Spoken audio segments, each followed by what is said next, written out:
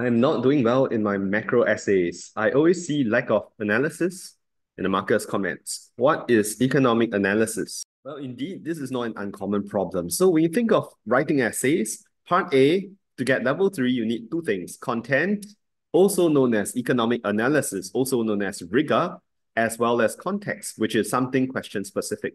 For part B, you still need context, but you add in something else, balance, your thesis and antithesis. So part A and part B both require economic analysis, aka context, aka rigor.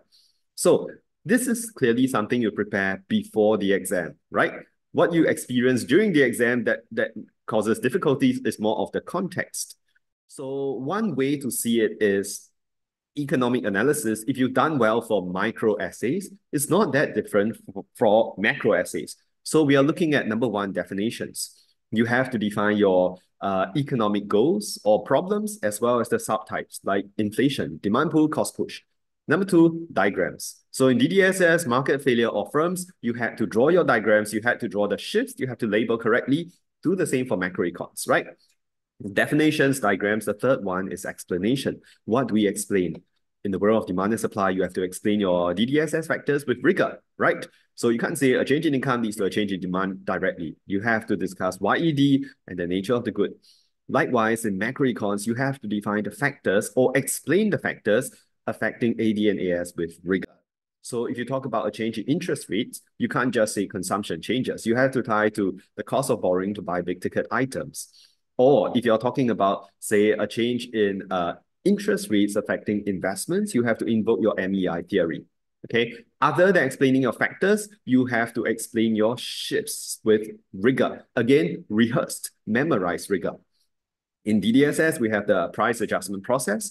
In market failure, you have to explain how a tax changes your MPC and how you derive your new equilibrium.